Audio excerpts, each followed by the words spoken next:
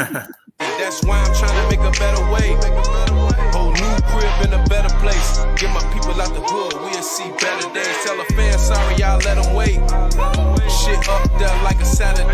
Listen to me how I beat the speed up like a battle. Yo, what up, guys? Welcome to another edition of KO Sports Hangout, where me and Chuck, we're going to be discussing about grading Caleb Williams' season, and we're also going to be talking about some of the wild card games that happened yesterday, including teams that yeah, something in my throat. Go. Wait a minute. What is it? What is it? I'm choking. Oh. Is it cheese or is it Eagles feathers? Which one is it? I don't know if it's cheddar cheese or if it's Gouda cheese, but a certain team choked in Financial Stadium, and we're going to be talking about that later on today. We're also going to be talking about some coaches. Still going to be talking some coach hirings. With the Chicago Bears. Mike Vrabel, of course, he's gone to the New England Patriots. Nobody's really surprised about that. And we're also going to be talking about Mike McCarthy being released by the Dallas Cowboys today. And the Bears also possibly interviewing as well. And we're also going to be talking about Marcus Freeman. Marcus Freeman from Notre Dame, man. From the Notre Dame Fighting Irish. Go Fighting Irish. Congratulations to them. Yes, I hope my Ohio State Buckeyes beat them. No offense to them. I'm going for my Buckeyes. But Marcus Freeman is also a positive candidate. We got a lot to unpack. Yes. But before we start the video, guys, make sure to like and subscribe, guys, so you can get all types of notification in regards to Chicago Bears news and NFL in general. But I wanted to start with you, Chuck. Let's talk about Caleb Williams' season, how it went. What grade would you give him? And yeah, we'll just go from there. Okay, welcome out there, KO Sports Talk Land. I'm Chuck Damage, one of the biggest Bears fans that you know, and thank you for tuning in. Hope that you like, comment, and subscribe on this, and share this with your friends out there. My grade on Caleb Williams this year, I thought Caleb Williams was solid for the most part. I'm going to give Caleb Williams a B average. I thought that Caleb came in a little cocky, a little bigger than his britches, were built for. And I thought Caleb kind of drank the Kool-Aid a little bit because you had so many people in the media telling Caleb that, he was the next great thing. He was the generational talent. He was the guy that was going to lead the Bears to a Super Bowl in his rookie year and what have you. And so I think he drank a little bit too much of that Kool-Aid. Caleb came in here thinking he was super, and that there was not going to be a learning curve per se for him at the NFL level. But I think Caleb Williams got a clear-cut, real quick, rude awakening when he met the Tennessee Titans in Week 1. They basically exposed where the weaknesses were in his game and how far he was from being quote unquote ready to do this, So, I think he had to eat a little humble pie this year, but because Caleb is extremely talented. So, just so y'all know, this generational talent stuff it's not far-fetched when it comes to Caleb Williams. That's not far from the truth. Him with being a generational talent and what have you, having the ability that he has, and a brilliant dissector of defenses, plus with the pinpoint accuracy in his passing ability and the strength of his arm, I think Caleb hurried up, humbled down, and got it together. He figured out a lot of things, and the beauty of Caleb that I can see, bro, is he's capable of getting with whatever program a coach wants him to get with in terms of his play. Caleb was very palpable. He could adjust. And if there's anything that I was impressed by his ability to adjust. He's not just this guy who is just going to play football all day. He only want to play the shotgun. He want to run around until the hero play comes, and then boom, he's throwing these bombs all over the place. Caleb can manage an offense. He can play under center. He reads the defense extremely well. He knows how to put people in proper position. Is there some things that he can get better at? Is there some things he can get better at? Absolutely. He holds the ball too long, and Caleb has to learn also to throw the ball away. Sometimes you can't keep the ball in your hand that long waiting on the quote-unquote hero play to show up because ain't no hero play coming, nor do you have the time for that. So in those situations, he's got to learn to throw the ball away. But I thought Caleb Williams, for the most part, played great this year, bro. Almost 3,500 yards passing, 20 passing TDs. He only had 6 interceptions all year. People, let me tell you something. That may not be outstanding in some people's minds, but hear me and hear me good. That is a glaring, phenomenal fact of how gifted a quarterback in his rookie year really is. When he's not turning the ball over, that's saying something, people. That is saying something. You're talking about a position where rookies generally get their lunch handed to them in their rookie year, and throwing and making mistakes, throwing turnovers. That usually is par for the course in a person's rookie year. That's not been the case with Caleb Williams. He's had his ups and downs, but that guy there is going to be as efficient a quarterback as you're going to see in the NFL, and that's going to be a lot sooner than later. So he gets a B from me, bro. Yeah, I give him a B- this season. Just the fact that the anticipation. I mean, there's a lot of hype behind Caleb Williams, and the fact that a lot of people are saying, "Oh," especially Nick Wright. I don't know what Nick Wright was thinking, saying, "I'm pretty sure you already heard." Caleb Williams. Oh, he's got the team. He's got the head coach. He's got the weapons to take this. Yeah, I heard all that crap to the Super Bowl. And then you have people. Certain people. I was hearing from like Mike Greenberg. Certain people in the ESPN or NFL media. They're talking about how the Bears are possibly going to be in the NFC Championship game. I think also Rich Eisen talked about that, but they're putting too much expectation on a rookie quarterback. I mean, it's very rare, man, like for a rookie quarterback to take his team, to the playoffs, let alone an NFC Championship game or a Super Bowl. But yeah, like when you said, Chuck, Caleb Williams just kind of fed into that narrative, and he had to eat that humble pie. The first game, Tennessee Titans exposed him. Like they knew that his ability to get out the pocket, and what they had to do, they had to mush rush him, like kind of like what they had to do is that they had to get edge rushers and kind of contain him. They had to play containment because they already knew Caleb Williams, his tendency is to get out the pocket and throw on the move. And that's what a lot of NFL teams did. And they kind of exposed him for that. Yeah, but exactly. Like you said, Caleb Williams, as the season went on, he was able to adjust. He was able to make plays at the line of scrimmage. He was able to call out certain defenses, within the line of scrimmage. You definitely saw the growth. And, I mean, at one point, of course, you already know they were 4-2. They started out well. They started out hot. And then down the stretch, they lost 10 in a row. At times, he put his team in position to win 5 or 6 times during the season. Caleb Williams put his team in position to win the game. Yeah. But, a lot of times, you had a dumb head coach, named Matt Eberflus, where his time management was so bad. And then he got fired, and then he had to deal with Thomas Brown. He had to change play callers. Shane Waldron got fired, and then he had Thomas Brown, and then he had Chris Beatty, and then it was too much for him. Matt Eberflus's ability to coach situational football was dead, bro. It was DOA. It was dead on arrival. And where Caleb and this offense needed his help, he was not able to help him, bro. But let me tell you this, Kobe, and those of you all that's tuning in to KL Sports Talk right now, chime in on give a letter grade on Caleb Williams. What did y'all think this year? How did y'all think he graded out? Optimus and Ron and Eric and anybody else that's out there that's tuning in, even you, Don Burr. Let's hear what you got to say, bro.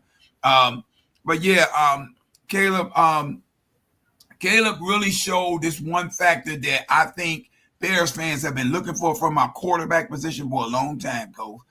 Caleb showed a killer instinct. He showed a it factor gene when the game is on the line. Clutch gene is the word I'm looking for. Mm-hmm. Caleb has a clutch gene in him, and it really started showing initially with Caleb when he was in fourth down situations. I'm watching a series of drives for like 3 or 4 games where Caleb 4 or 5 times is in fourth down situations, and the Bears are going for it, and miraculously he pulls it off. In one game, he did it it was like 4 for 4. He did against Washington. Yeah, he did against the NFC opponents. So that in itself started showing me, hey, this kid really got something. And if this holds true, this is not the type of dude that's going to fold under pressure. And that's what you want to see from your leader, from a quarterback that's your leader. And then it started showing itself even more when we played the Green Bay game, and he put us in the first Green Bay game, and he put us in position to win that game. He lost on the last second blocked field goal. And then right behind that, the Washington game, the Commanders game, put us in position to win the game, took the lead right there at the end, and was giving up on some fluke crap at the end. But Caleb just started showing it, bro, more and more and more and more. And I watched this kid play. His maturation process went like that. And this dude has showed that he's got that ability. It really showed and came all the way out and just started flourishing when we played Minnesota. What were we down, like 11 points? We were down like 11, 12 points. With like 2 minutes to go. Right, and there was less than 2 minutes to go. And this guy, not only did he drive us down and give us a score, but he did turn around. He got the 2-point conversion. The Bears I got to go down. Take over from you real quick. The Bears got the ball back. And then all of a sudden, boom, one quick strike down the field to DJ Moore. We in field goal range. We had a tie game. So this people proves that this kid has the ability and got the gene in him to be dominant and to be clutch when it counts the most. And I think we as Bears fans, we got something great to look forward to. So my letter grade on him is a B. I'm giving Caleb Williams a B for my letter grade. I would love to hear you guys' letter grades on Caleb Williams and what you all think about his ability to play the QB position and be a leader of men here in Chicago. I think the sky's the limit for this kid. I don't think that there's going to be any downturn once everything goes on the upswing for Caleb Williams. If I'm totally honest with you, Bears fans and KL Sports Talk listeners, if I'm totally honest with y'all, I honestly felt like Caleb Williams was the smartest coach in the building this year. Now, y'all can take that just like I said it, or you can leave it right there and pretend like you didn't hear it. But I don't think anybody on our coaching staff was any smarter than Caleb Williams. I really think that he was his own best coach this year. I think this dude's knowledge is eons and light years ahead of that of Matt Eberflus and also of Shane Waldron, because Shane Waldron looked like a nervous Purvis. He looked like he didn't have a clue out here. He was scared to call plays and scared of any criticism that came from the plays that he was calling. So I don't know, man. I just feel like Caleb Williams is that guy. I do believe we got a gem in Caleb Williams. Now, did it show up year one? No, it didn't show up year one, not like we would have liked it to. But were there glimpses there? Absolutely. Were there phenomenal moments there? Absolutely. Did he show the wow factor? The wow factor that Michael Irvin speaks of so poignantly, that superstar players out there? Absolutely. He definitely has some wow factor moments. This guy can make all the throws. He'll no-look you to death. He's a better runner, people, to be honest with you, than I gave him credit for. I didn't think that he could run half as good as Justin Fields. And I thought that was going to be a downside. If you had to find a downside to his game, I thought that was going to be a downside. But Caleb Williams proved to me this year he is quite elusive and a handful to try to locate and bring down. When he's got that ball and he's in the open field, not as fast as Justin Fields, but people, he can fly. He can make moves. He can make moves, not fly. I'm sorry. But he can make moves. He's very elusive. He will get up the field. Caleb Williams can break break some plays with his feet. He can keep the offense moving. That's what you need from a quarterback. I think this guy is going to be the real deal. Let me know out there, Kale Sports Talk Land. Let me know, y'all, what y'all think. What y'all think. Give me a letter grade. I don't care who you are. Get on here and give me a letter grade on Caleb Williams and what you all thought this year.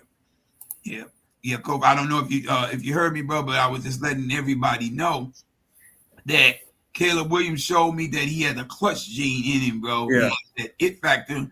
That guy is phenomenal down the stretch, and he runs better than what I gave him credit for too, Coach. Yeah, he's very deceptively fast. He's right. Very fast. And elusive. He's extremely smart, extremely elusive. He may not bolt down the field past you or run you over, but Caleb Williams he's a load to bring down. It's tough to find this guy, man.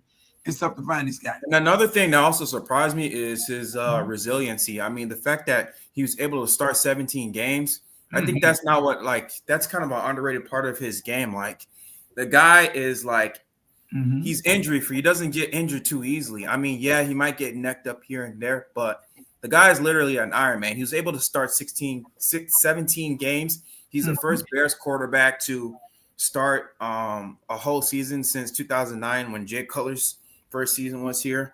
And up until that point, other Bears quarterbacks were not able to start 16, 17 games up until that season, the whole season. And so that's another thing that's pretty. That speaks to his durability, bro. His durability, right? And how he takes care of his body, Right, because that dude took some lickings. 68 sacks. That is nothing to sneeze at, people. No, he's the third most sacked quarterback in NFL history. I mean, that's crazy, Yeah, it is, bro. It is when you think about it. But to be able to get up, he pulled a David Carr, bro. David Carr got sacked 75 times in the inaugural year of the Houston Texans. He was the rookie quarterback on a rookie franchise with a rookie GM, and they treated the whole situation like rookies. They treated them teams. Everything was rookie. But for him to endure that, still get up, still be able to play at the high level that he was playing at, and Coach, when's the last time you heard of a rookie having 20 touchdown passes and only 6 interceptions? Where do they do that at? I've never in my life seen a rookie have those kind of numbers. Those are phenomenal numbers coming from a rookie. He didn't sniff double-digit interceptions, bro. He didn't come close to that. That tells me too that he can read the defense. Is he reading it perfectly? Not perfectly, but well enough to beat it. And he can make all the throws, man. This guy's arm is phenomenal, bro. Who is that? I was listening to Kyle Shanahan when he was talking about him. He said, when you stand on the sideline and you see Caleb Williams playing, he said, when he throws the ball, he said he has so much power on the throw until you can hear the ball whistling coming off his hand, like a whistle, like almost like a missile, if you will, coming off his hand. And he said, you can hear that from the sideline. You don't even have to be close. Yeah. So that in itself tells me that Caleb's got all the tools, bro. It's possible. It's very possible. And people don't stone me for what I'm saying here, but it's very possible that we could be looking at a Josh Allen type of quarterback type of play over here in the long run. I'm not saying it's going to be happening right now. I'm not saying it's going to be happening this year coming. I'm not saying it's going to be happening whenever it's going to happen. I just think this dude is going to be a problem, and it's not going to matter after a while what defense you're running, who you throwing to, or none of that. I don't think that's going to be a factor in the long run. That's why it's vitally important that the Bears get this coaching situation right, bro. We got to get this coaching situation right. If we don't get this coaching situation right, then it's going to be a big problem trying to hang on to this guy. Because the rest of the league is seeing this guy's talent. And let me say this, Coach, because I know I'm segueing us over into the next segment here. But let me say this about the coaching options that the Bears have out there. Bro, it is almost a can't-miss situation for the Bears at this point. We have the most attractive job that is available in the NFL right now, where a coach is needed, and coaches are thirsty for this position. You got we got dinosaurs coming out the cage, bro. Pete Carroll and showed back up, bro. You know what I mean? John Gruden. Ron Rivera, Chico Ron, Rivera. We just interviewed Ron Rivera, bro. I mean, it's great. Chico Rivera, man. It's a great position for the Chicago Bears organization to be in. One thing they got to do for me, though, Cove, they got to slow up with all this helping Ryan Poles stuff. They got to do, they got a whole team of people around him, and they're calling these dudes co-GMs, co-general managers. This is like Bill Polian 2.0 again. Ryan Poles does not need help. He does not need remember help. what happened when after Matt Nagy and freaking Ryan Pace got hired? We had Bill Polian, right, as a freaking assistant to George McCaskey, and how did that turn out? Terrible. Ryan Poles at the press conference, and you got Kevin Warren and George McCaskey, and was that George Bill McCaskey Polian? just needs to stay out of it. Get out of this man's way and let him cook. And whatever he produces, good, bad, or ugly, or indifferent, let him live with it. If you want him to be the captain of the ship, let him steer the ship. You can't tell him how to drive the ship and then want to hold him accountable when everything falls apart. It's ridiculous. They're making it too complicated. I've heard some people saying that the Bears are interviewing too many candidates for the coaching position. I think that's fool's gold. I think that's foolishness for people to think that the Bears are overdoing it with the coaching. You can't overdo this with the coaching. What they're doing, people, is they're casting a wide net, which is what you're supposed to do. You're supposed to check out every option that's out there, because you never know what's going to catch your eye or what may want to come here that might be right for this team. Just because we want Ben Johnson, people, don't mean we're going to get him. You know what I mean? Look at what just happened with Mike Vrabel over there in New England. Here's a guy all the Bears fans were clamoring for, like they know anything about Mike Vrabel. They really don't. But they're clamoring for Mike Vrabel, and all of a sudden, he's off the market just like that. Now he's in New England. I think that's what everybody kind of expected. So people kind of expected him to go to New England. Yeah, I mean, it was a no-brainer of the century. He was always going to New England, bro. That's why they hurry up and fired Jared Mayo, bro, which was despicable and had some racial overtones screaming out of it, reeking out of it. I think that's why Aaron Glenn didn't want to interview with the Patriots. Screw that job. Absolutely, and I don't blame Aaron Glenn. I don't blame him. Ridiculous what they did to that man. Plus, I felt like Jared Mayo and that team was starting to figure it out, bro. In the last 5-6 games of the season, bro. Like, can you imagine if Detroit Lions got rid of Dan Campbell his first year? It's almost the same thing. Like, come on. Well, I'll say this because this is KO Sports Talk, and I can say this on here. But let's just be real, people.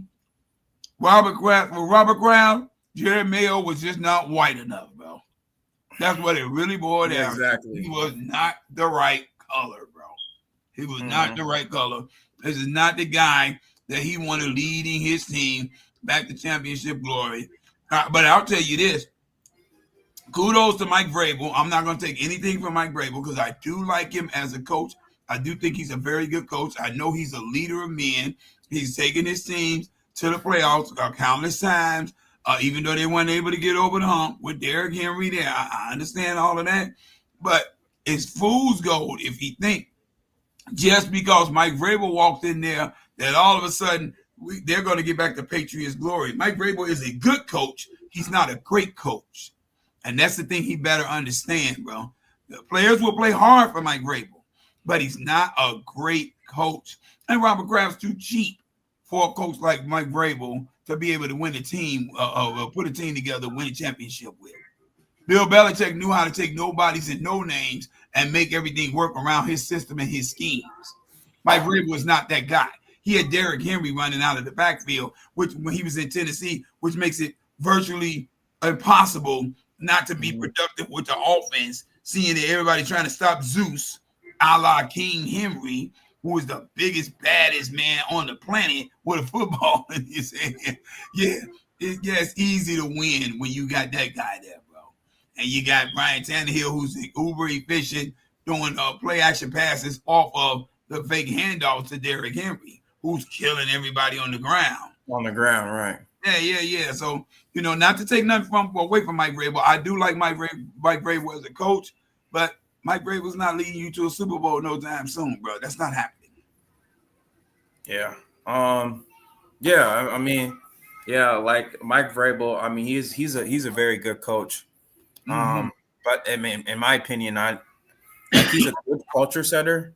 But to me, he's somebody you can win with, but not somebody you can win because of. And I think you need that type of coach that's going to do that. Like Kyle Shanahan type, or like a Sean McVay type. But that's not easy to do either way. It's not easy to do. It's hard to find that type of coach. Yeah, it's not especially easy. if you're hiring somebody who's a first-time head coach.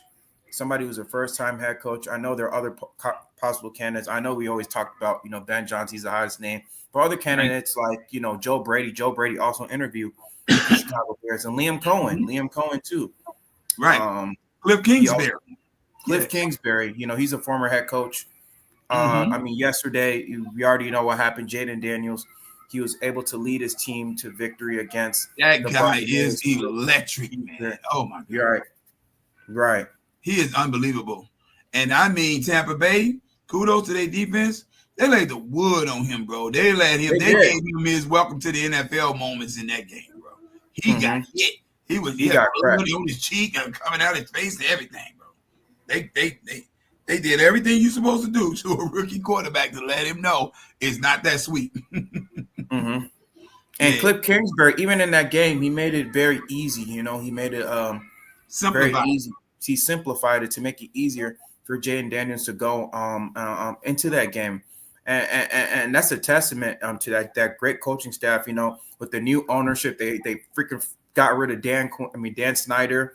Dan Snyder's gone, and they were able to turn that organization around. With Dan Quinn bringing in Cliff Kingsbury, like you said, simplifying the offense for Jaden Daniels, and that's what Caleb needs. He needs that type of coach that's going to be able to simplify the offense for him and for him to thrive, And I think that's what the Bears are doing. They're trying to do their due diligence, exhaust all their options. I don't think it's a bad idea that they're interviewing a lot of these candidates, because you already know what happened the last time when we were trying to hire a head coach. They did an ass backwards by hiring by interviewing the head coach before the GM. Utterly ridiculous. Totally ridiculous. And then it's the stupidity, the dumbness of George McCaskey to think that you got to help this man pick a coach. I think, although you were hired by your freaking mother, your mom, to be a chairman, really, you're not even qualified to be a chairman. I think although Ryan Poles is not perfect and he's not gotten every single pick that he's put on his team exactly right, I think 70% of this guy is brilliant. 70% of his moves have panned out. I think the man knows what he's doing. I think you need to get out of his way and let this man thrive and be great. If I am Ryan Poles, I would go in a war room, in a meeting room with them right now and tell all of them, either all of y'all get the hell out of here and get out of my way and let me do my job, or you can fire me right now. You can fire me right now. There's no way you're going to be babysitting me while I'm making decisions for this franchise. Look across your team, George McCaskey. You may not like every move I made, but consider the moves that I have made that's panned out. I got Caleb Williams on this team. I got DJ Moore on this team. I got that first round picks, first picks, number one picks. I got Roma Dunze and Keenan Allen and DeAndre Swift and who was that? Jaquan Brisker and Kyler Gordon and all these guys. I wouldn't got these guys. I got TJ Edwards. I got Tremaine Edmonds. I got Tyreek Stevenson. I got these guys. This is my team. Get out of my way and let me do what I got to do for my team. You didn't hire me so you can babysit me. You hired me. And you know what's so crazy, Chuck? I'm pretty sure. Did you watch the press conference? Did you see George McCaskey's press conference? Yeah, you. Oh man, I hope we can talk about that. No, bro. I hope. Look, let me go find this for you. I'm about to send you this, brother. Now, just give me a say. You keep on talking, bro. I'm right here. I could pull up the press conference. I could pull that up. But oh man, yeah. I'll say this. One of the reporters asked him, how important is it to have a GM? Like, let's say they asked him along the lines of, if you were ever to hire a head coach, right, and you signed him to a contract, they asked him, how important is it to align your GM with your head coach, you know?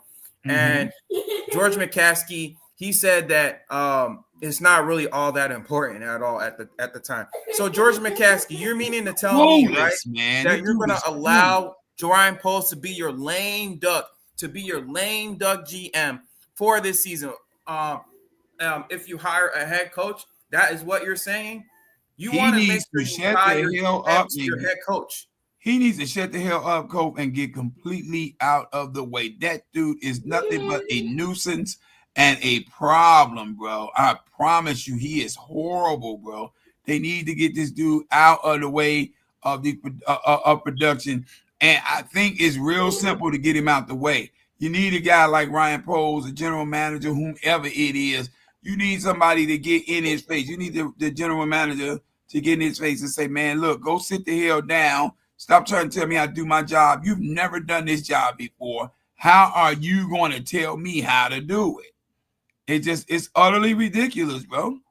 It's utterly ridiculous. I am so sick and tired of seeing this man's face saying the same crap over and over and over again, and then getting in the way and hindering anything else that goes on here in Chicago, bro. I'm tired of it, bro. I'm tired of it. Kof, I'm about to send you this. I found what I was looking for. I'm sending it to your phone right now, brother. But if you can pull it up and share it on the screen, do whatever you got to do, man. The people need to see this. This is utterly ridiculous, bro. But that press conference, oh man, it kind of rubbed me the wrong way, bro. It kind of rubbed me the wrong way when he said that. I'm like, and this is why we're such a bad organization, because people. Do you see this face? Do you see the meanness that's on my face? It's because Kofi keeps referring to one said George McCaskey. He keeps talking about this bum, and every time I hear that name, it makes me cringe even more and more and more. I cannot stand this dude, bro. Do me a favor. Open up what I just sent you. I'm opening. I'm trying to open this up right. Pull it up. Do I need to send it to the email? Send it to my email. Send it to my email. Yeah, let me do that, bro. Let me do that right now, bro. Real quick. It won't take long, bro. All right. But because you have got to play this clip for the people to see. I mean, this is just utterly, utterly ridiculous, Cole. It's utterly ridiculous. Let's see. And I think that's why they haven't hired, I mean, since they never get it right. Mike Ditka, this dude, man. Hell, since even Lovie Smith, they haven't hired somebody who's no nonsense, somebody who won't kiss up to them, somebody who won't. They're just hiring all these yes men. Like, haven't you know, ever since they fired Lovie Smith, they've always hired these yes men. Bro. Yeah, they don't want anybody who has a voice. They've hired John Fox. They've hired Matt Nagy. And then they've hired Matt Eberflus. I'm like, come on, dude. Like, why are you hiring all these yes men, these political guys? Are we trying to be a football team, or we're trying to play the Republican or Democrat type of team? Like, come on. And sometimes it just feels like that. Bro. It's utterly ridiculous. Here we go. I think it might have pulled up. I'm okay.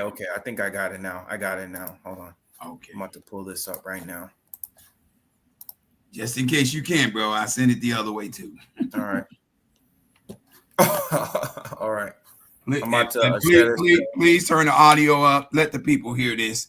Please turn the audio up and let the people. I'm about to share this screen right now. Yes, sir. gosh, this is terrible. All right. Ever since George McCaskey, hold on. Come on. Mm-hmm. Yeah. Can you guys see it? Open it. Yeah, we can see it. Open that video up at the bottom. Please play it from the beginning with the audio, please. Oh, Spiegel? Okay. Yes. Really, I try to go back. Tanny, would you? All right. Can you guys hear? Can you hear? Yeah, I can hear you. Hit the little arrows. Like to describe in the corner there. There we go. This is your art, so I don't want to take credit for it. You break it down. Yeah, so I just got to thinking, this has become a yearly tradition, sort of as Jason alluded to right there, of the Bears' end-of-season press conference, which ultimately ends in failure. My archives only go back to I try to go back as far as George was speaking at these press conferences, which I think started in 2011-ish, but let's start for the purposes of this show, 2015. This was after Phil Emery and Mark Trestman were fired, and this goes on every couple of years or so, and the messaging remains the same, and they expect us to trust them. Good afternoon. Thank you for being here. At Halas Hall, we take the notion of the Bears family seriously. That's why it's especially difficult to take the action that we've taken today. Phil and Mark are good football men. Halas Hall is a better place for Phil and Mark having been here. We understand the magnitude of this decision, and we understand that Bears fans are counting on us to get it right. 2 years later. We understand these days especially, we have a lot of work to do. Our fans are disappointed, and rightly so. Many months later. I'd like to start by speaking directly to our fans. We know this has been difficult.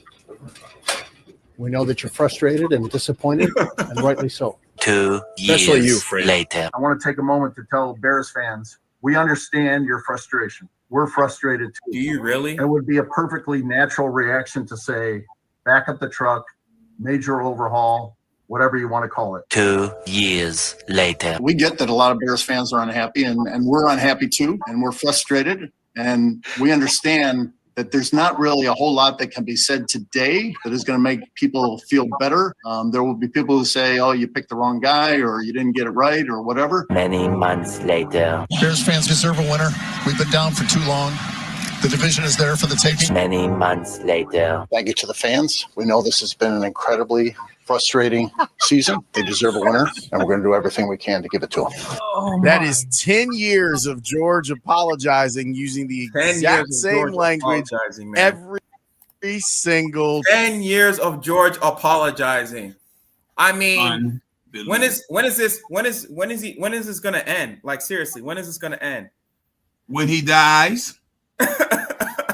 If you want the truth, there's the truth, people. When he dies, this is ridiculous, bro. This is ridiculous. Oh my God. Yeah, you're not on the screen, but I don't know. Yeah, hold on. Let me come back, bro. Yeah. Can you take over the show real quick? Yeah, hold on. definitely. Yeah, but people, this is just utterly ridiculous. And here's a guy who's constantly putting himself in charge of something that's going on with the Bears operation, quote unquote, in charge. Why are you constantly putting yourself in the way when for 10 years, for the last 10 years, you've been in charge of things for 13 years, and for the last 10 years, you have not figured out anything. That, you know what that tells me, George? Just food for thought, bro. Mayhap. Just mayhap. You don't know what you're doing, brother. Maybe you don't know, George. Maybe it's time to get out the way, George. Maybe you need to shut the hell up and not be seen, George. Not be heard, George. Get out the way, George. Because you're clueless. You're a dunce. And you don't want to admit it to yourself. Bro, how you do this for 10 years? The same process for 10 years. And all you keep telling the press is that we're learning from this last experience. Somebody in the presser, and that wasn't in this clip, but somebody in the presser when he was giving this last press conference they asked him, one of the journalists asked him, you've been doing this for 10 years. You've been saying the same thing for 10 years. What have you learned from this firing that you didn't learn with all the other ones? Where is there growth in your learning, coach? Owner or whoever the hell you are? This is ridiculous, bro. It is. I just wanted to also pull up this video of why George McCaskey doesn't care about his fans. Mm-hmm. I wanted to play this clip also to show you why George McCaskey doesn't give a damn about Chicago Bears fans. Mm-hmm. Go ahead, bro. So we're talking with Derek Stevens, the CEO of Circa. Derek, I don't know if you know this, but and correct me if I'm wrong. You were here in Chicago for the Bears-Lions game, right? Because those are your guys. Yep, correct. Okay. George McCaskey said this about your Lions fans' brethren. Yeah, it's understandable. As Kevin mentioned, our fans are passionate. They're incredibly frustrated. They wanted to make their voices heard. I was more bothered by the week before when Lions fans tried to take over Soldier Field and force the home team to go to a silent snap count. So what was it like trying to take over Soldier Field, Derek? Well, I don't know where you want me to go with that, but McCaskey sold me as a suite. So that's where I sat with a whole bunch of Lions fans. Wow. He walked himself into that one. He has a habit of doing that. Derek, now, I don't know the context of that quote, but let's be honest about it. I mean, the Lions fans were coming out there traveling all over. It's been a long few decades here. So maybe this is the Lions. Maybe this is the Lions. Maybe this is the Lions' year. Things have kind of come together, and we'll see. We'll see what happens. But yeah, there's a lot of Lions fans at Soldier Field a couple weeks ago. So I love it. Did you slide an envelope full of cash right to George McCaskey? How did that transaction work? That's No. We That's worked for the sales department and everything else like that. That's so it was embarrassing. nothing like that. And I was very upfront about the fact that I was coming in for Vegas and that, and then I had a bunch of Lions people coming. We were wearing Lions outfits, and I didn't want to be rude about it. We were being very upfront about it. Hey, man, I love that that's you how were it being played out. upfront about it, Yeah, Derek. so George was one of the season ticket holders that sold So his the tickets. yes. That is embarrassing. Straight embarrassing, bro. Wow. That shows you he don't I care. can't say anything but wow, bro. That's He sold his season tickets to a Lions fan. sold me out for chicken change. Just sold them, bro. Just sold the Bears up the river. And then goes, I don't want to That's funny. George McCaskey is an idiot, bro. He's a bona fide idiot. All he needs to do is collect the check, collect the money from the Bears sales and the season ticket holders and the Bears paraphernalia or whatever. Just collect the money, bro. And go sit the hell down. Get out the way, Jerry Jones Jr. Go sit down. You are not a general manager. You are not a head coach. You have absolutely no idea what goes on a football field, on a football team, in a football player's mind, or even with a uniform. You have no. Dude, you're benefiting off of your granddaddy's fruits of his labor. You're only hired because of your mama. Your mama wanted to hire you. You didn't earn that position. You didn't earn it. This dude is horrible, man. What's good, Joel? I see you out there, my brother. Thanks for joining the show. We was out here grading Caleb Williams' season. We gave our grades earlier. I gave a B. Cope, what was the grade you gave? B minus. And you gave him a B minus. Joel, we would love to hear your thoughts, bro. You put it in the comments on that. And we also talking about this dunce, the buffoon that is George McCaskey, owner.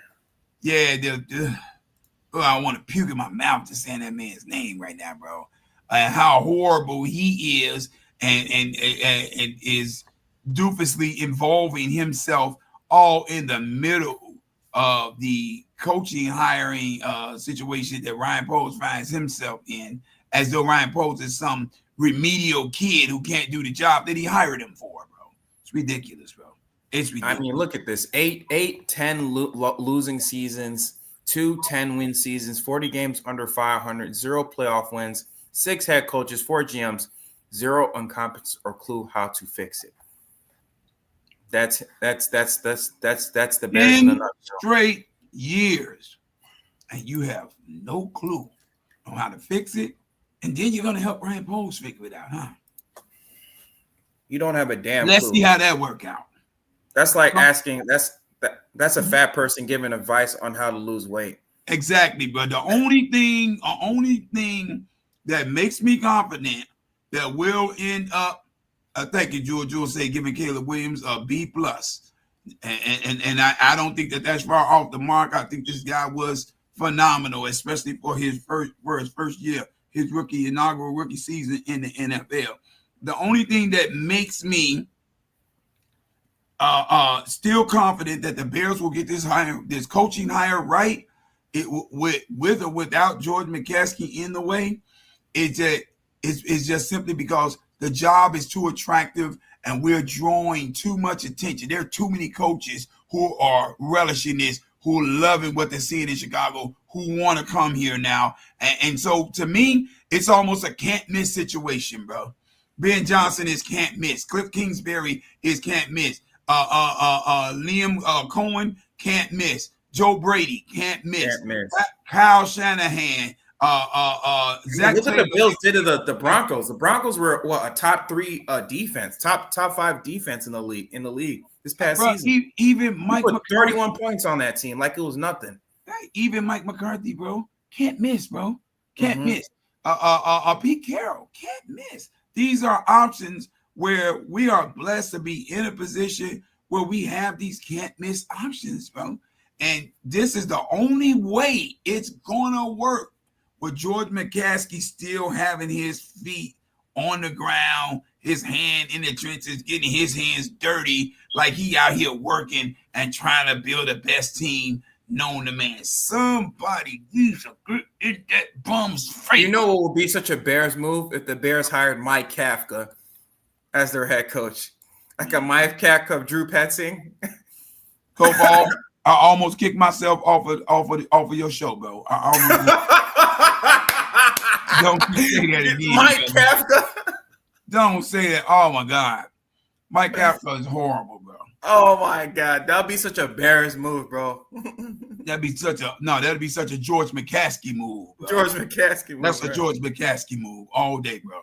But yeah, bro, that's the only thing that gives me confidence that this is going to get figured out and going to happen the right way, bro. And I'm going to tell you something else. Caleb Williams is a big reason why the Bears are not going to be able to mess this up, bro.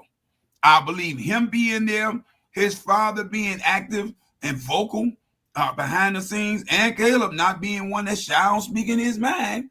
I think all of that is going to force them to have to get this right. They're going to have to listen to him. They're going to have to get his input, and whether they want to or not, they're going to have his input on who gets hired as his coach, bro. It's not going to work without Caleb Williams. Caleb Williams is the draw. He's the piece that everybody's looking at that makes them want this job, bro, because they see what this kid is. He's a cash cow, and they know it, bro. They know it. They know. And he has all the potential to be the best quarterback in this league. Mm-hmm. I mean, even better. Better than Patrick Mahomes. He has the potential. That's how good he is. That's how high his potential is. He can be the best. Hold on, y'all. We're talking about year, like MVP. His brace got stuck a little bit, y'all. Now slow him down. We're not going to even discuss him on a Patrick Mahomes level until we see him doing Patrick Mahomes things, bro. And I'm not talking about the he's wild. Got to win. He's got to win. You're right. He's got to win. Yeah. I'm just talking about pulling out these victories at the end of games, putting the team in the best position, making deep runs in the playoffs, sneaking into a Super Bowl some kind of way. That's what I'm talking about, bro. Winning a Super Bowl. You got to win one. Mm-hmm. Well, let's get to a playoff first. Let's win 10 games. Can we do that, Bears fans? Let's get to 10 wins with Caleb Williams this coming year. Hopefully that'll be good enough to get us into the playoffs, and then we'll see what this kid is capable of in the big moments. Yeah. Now, that's the one thing, if I'm totally honest with you. You've seen Jaden Daniels do it.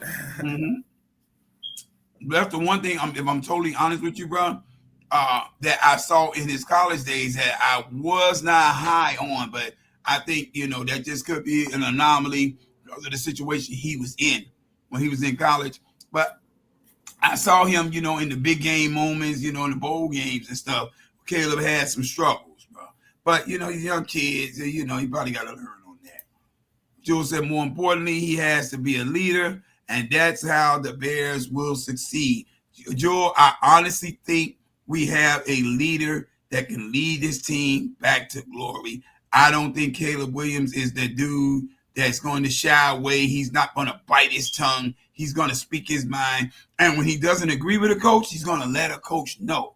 There were quite a few times when he didn't like the decision making that Matt Eberflus or Thomas Brown was making. But not and going he for wanted the to court. go for it, and he was standing there adamantly on the field like, no, let's go for it. Let's go.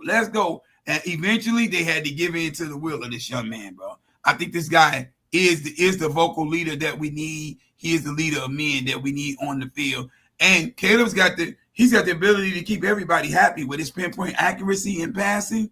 He's got the ability to keep all of his players happy, bro. These guys fell in love with Caleb Williams through the year. Now, initially, DJ Moore was not a fan. He was frustrated. He likes the kid, but he was frustrated because Caleb wasn't able to get the ball to him. Caleb got that solved. He figured that out. He got DJ Moore going. DJ Moore ended up being the leading receiver on the team in receptions and in targets, bro. Because Caleb figured it out with him. He figured it out with Keenan Allen. He's figuring Roma Dunze out in the offense. The only person he hasn't figured out yet is Cole Kmet. He got to get Cole Kmet involved, bro. He got to get Cole Kmet involved. He gets Cole Kmet involved in this, the sky's the limit to what this kid can do with this. And just imagine if you get the right type of head coach, Cole Kmet could be like that safety valve. He could be like that safety valve for for Caleb Williams. That's what Cole Kmet's always been. That's what he's always been, and they haven't utilized him like that. That's the thing I don't understand. Shane Waldron, even Thomas Brown, he hasn't utilized him like that, and that's what the next head coach has to do. You have to understand that you have a top 5, top 10 fringe tight end and Cole Kmet. Utilize him, man. That guy can catch anything, bro. Like, he has a high catch radius, man. He's our version of Travis Kelce, bro. That's who he is. Travis Kelce, Mark Andrews, like those guys. Freaking Zach Ertz. Yeah, and Zach Ertz did to the TJ Hawkinson, bro. Sam Laporta, TJ Hawkinson. You go down the list. Cole Kmet can put up numbers with the best of them, and this dude is a touchdown catching machine. He's a touchdown catching machine. Throw the ball to the man, bro. He can play. Oh my God. Y'all tight end as a dog. Exactly, man. Exactly. Exactly. Joe, we need this guy to be going. Cole Kmet was never brought here to be a blocking tight end. That's why you went and got Joe Everett. That's why you got the big boy, Mercedes Lewis. That's why you got him. I bring Cole Kmet in for that. At one point in time, Cole Kmet was the leading receiver on this team, bro. In his second year, him and Justin Fields, they had a connection that was not quitting, and it carried over into the third year. And, bro, I'm telling you, this dude is a weapon. We just have to use him. Joe said from a talent standpoint, he is easily a top 5 tight end. Hands down, no question, no doubt, bro. Hands down, no question, no doubt. But that being said, I don't want to stray off too far and hang on the Cole Kmet thing because I really am very, very, very passionate about the Bears implementing Cole Kmet into the offensive mix, which is utterly ridiculous. Nobody should have had to tell them to do that when this dude is the second leading receiver behind DJ Moore on the team, bro. That's just utterly ridiculous. Somebody got to tell him that. But part of that, I got to be honest too, though, Cole. Part of that is on Caleb Williams. I got to ascribe some blame to him. Because at the end of the day, he's got the ball in his hand. He's making the decisions. It's completely up to him what he does with that ball in his hand, bro. Real talk, bro. Real talk. Right. And plus, I mean, I get, he has to make the right decisions. You know, he's a rookie. He has to make good decisions, you know, with the ball. Because there was at times where, you know, Caleb Williams, where he had a couple read where he had a lot of, you know, certain guys, the scheme was open, but, you know, when he had the time to drop back, you know, he wasn't looking their way. When he had that one read that was open, and when he wasn't looking to it, he was always trying to look look downfield, trying to look for the open receiver downfield, and he wasn't even open, even though you had an inside receiver where he was open in the flat. He's open in the inside, and you just have to throw it down, make your checkdowns. Don't try to take the ball downfield, because there are times where Caleb Williams, you try to go for the home run pass or try to look for the open receiver. And when the open receiver wasn't open, like you try to take off. I'm like, dude, you just got to let the ball go. Stop holding it, or stop trying to go for all these home run passes, man, because it's not going to work. You got to take your check downs. You got to check your intermediate routes. And if I'm totally honest, Coach, I think with Caleb, what he did exhibit and show was Caleb can, if he's not careful, bro, he can get caught up in trying to please his offensive weapons, bro. And I think he was showing that with Keenan Allen. I think even if Keenan Allen didn't demand that of him, I think he kind of felt a responsibility to feed Keenan Allen the ball, because he was forcing a lot of things. He was force feeding.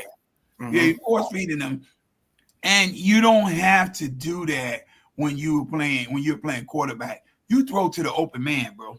You throw to the man that's open down the field. You don't have to force anything. I think when he did have turnovers, when he did throw interceptions, that's what was happening, bro. And I think that's part of the problem, because it's coaching. He wasn't coached up that way. They weren't coaching like, hey, like, you need to throw to the open sweep. Stop trying to force feed, this one particular type of wide receiver. You need to get everybody involved. You need to get Cole Kmet involved. You have all these litany of weapons, man. Utilize it to your disposal, man. You got Cole Kmet. You got freaking Roma Dunze. You got DJ Moore. You got Gerald Everett. You got what's his name out the backfield? DeAndre Swift.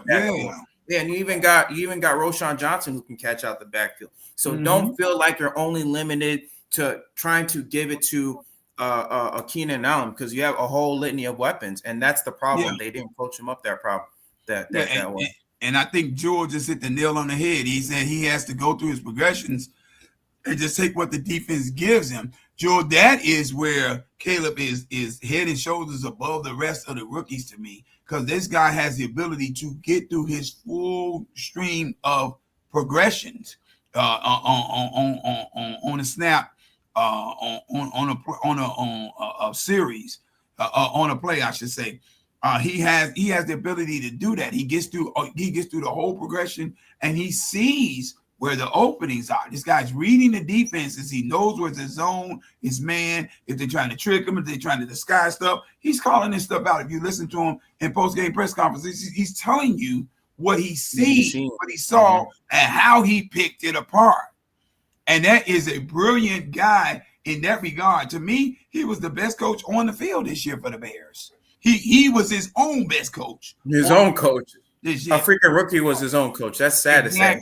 And he did an excellent job diagnosing. He just needs to let the ball go, like you said, to whomever the defense is giving you as the open guy, bro. That's all he needs to do. That's all he needs to do. And I think he would be good. I know Caleb's going to be great. This guy's going to be great. It's just a matter of, are the Bears going to drive this man out of town, or are they going to put all the things around him that he needs to be successful? And honestly, I think Brian Poles has done a phenomenal job, all things being considered. You're talking about a guy who stripped the entire team down, took this team from situational ground zero, so to speak, and built it back up. This is a quality team that's on the field. The only thing we're honestly missing is an offensive line and maybe a reserve D tackle. But outside of that, the team is ready to go, bro. The team is built for going. You got to get a coach in place who know what the hell he's doing. You got to get a left tackle. We need to get a left guard. We need to get a right guard. The center. Man, I promise you, Cole. I was watching Notre Dame play. Who did they just beat? Penn State. Penn State. I was watching them play. Cole, I'm texting to the fellas in my group chat, and I'm telling them, man, I want us to go and draft the entire Notre Dame offensive line. Don't leave nobody. Give everybody over to Chicago, because we get them dudes there, we will have a line. That's a nasty line that's up front. And that's what we need. That's how bad we need an offensive line. I think the Braxton Jones experiment is over. The only person we really can hang on to me, is Darnell Wright, because I think he's progressively getting better with each game that he plays. It's only his second year before we stone him, people, but he's progressively getting better and better and better, and you just have to have the other pieces around him. Chris Morgan is to partly blame for this too. Chris Morgan, because he didn't coach up the offensive line right. You give Caleb Williams a comparable offensive line and smart of him that plays smart, intelligent football and doesn't get out of their positions. They stay in their disciplines. I will show you a Bears team that's virtually impossible to beat. Mm-hmm. It is. We are weapons galore over here. We just need the right coach and an offensive line, and we're good to go, bro. We're good to go, bro. That's all we need. And so this coaching situation, definitely, we gotta have it. We gotta have it. Logan Hill, what's going on, Logan? That Caleb needs help. Give him someone that knows how to block. Grant, watch him be an MVP. He can be an MVP, dude. By next year, dude. If you give him an offensive line, this Bears team could be very dangerous. This Bears team could be very dangerous. I'm gonna go out on a limb and say something like this, bro. If the Bears put the right coach in place and builds an offensive line in front of this kid, Caleb could very well, in his second year as a quarterback of the Chicago Bears, throw for 50 touchdowns, bro. I could see it. I could easily see he could throw for 5,000 yards. He has that potential, 5,000. I could see 50 touchdowns coming out of this kid's arm. But this dude is a phenomenal passer and a great reader of defenses. You know, you're not talking about somebody that's going to give up a lot of turnovers. Even though he should have had 4,000 this year. He should have. He should have. I mean, he was right at the door. He was there, but you got to have an offensive line in front of you, and you got to give him a learning curve. Nobody wants to get a kid a learning curve, bro. Yeah, he held the ball too long a lot.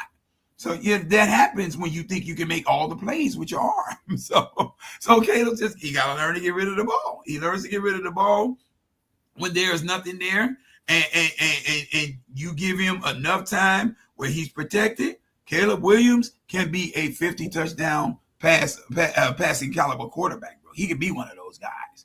His name could get etched in stone with that, bro. He said, "I could see Caleb throwing for 4,000." Absolutely. Shoot, Joe. He might do a Joe Burrow. He might approach 5,000, bro. Real talk, bro. If you get offensive line in front of him and the right coach who knows how to utilize his ability, I mean, and let's be real. Let's be real, Cole. Let's think about it for what it's worth.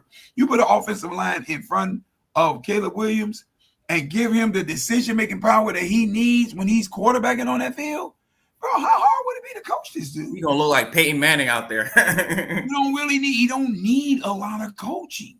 He does not need a lot of coaching. Just a little tweaks here and a little tweaks there. Caleb Williams showed me that he's not just a shotgun passing quarterback. He loves to play out of that position, out of that position in the formation. But the dude went under center and had great games, bro. Under center, play action and all of that. Caleb Williams can play this game, bro, and he can play it at the highest level. You just got to give him a line in front of him and a coach who knows how to meet him where he's at. Caleb is here, and all the Bears coaching staff was down here, bro, somewhere down there. Is it out of the division? Okay, yeah, right there. That's where the Bears coaching staff was at. They need somebody that can come up here and meet him. That's why I love Kyle Shanahan. If that happens, I love it. Logan Bell says, "I would die for Caleb Williams if he asked me." Would you now, Logan? If he be to block for him, I guess. I think he's talking about the block for him. Right. And I think that's the message. We need somebody who's gonna freaking, that's gonna be nasty. That's gonna go down, with Caleb Williams, man. When it gets rough out there, man, you want somebody who's gonna roll with him. I think that's the message that Kyron Omega-G was trying to send when the Bears drafted him. He said, he would not be touched on my watch. Honestly, he was not able to live up to that. But honestly, that's the Bear. I like the mentality, though. If there's a fault on Ryan Poles, that's Ryan Poles' fault. Because you drafted this kid, you knew he was injured and healing up from surgery and the injury and all this here. When you drafted him, he was not up to game speed. But because of the injury to Braxton Jones and others, you have a choice but to throw this kid in the fire. Yeah, he could have drafted a center on the 3rd round. That's the thing. He could have drafted a center, but he didn't do that. Every time I look at the Las Vegas Raiders and I see Jackson Powers Johnson snapping that. Oh man, dude. Sick, bro. I get sick. That was my center, right? That was my guy too. We talked about those were our guys. We liked them. Yes, that was our center. That was our center, man. Johnson, bro. Yes, sir. All right. Before I end this, man, who do you got for? Because I'm going to go watch this game. I'm going to watch the Rams and absolutely. Let's who do you go, got for this Rams. game, man? What's your score prediction for this game, bro? Rams 30. Let me see. I'm gonna say Rams 33, Minnesota 26. I think the Rams have demonstrated that they are a playoff team, and this is what I try to tell my nephew. He's a diehard Minnesota Vikings fan. The Rams are not a regular season team, people. This team is not going to wow you in the regular season. They are built for playoff runs with Puka Nacua, Kyron Williams, Kyron Williams. Am I saying it right? Kyron Williams, Puka Nacua, Kyron Williams, and Cooper Kupp, along with Tyler Higbee and Matthew Stafford throwing no-look passes. Look out. Minnesota already got a taste of this earlier in the year. And I hear you, Joel. The White Clouds will win 31-28. They better keep their I got the same thing, but I have the Rams winning 31-28. Right. They better keep their fingers crossed, bro, because I'm going to tell you something.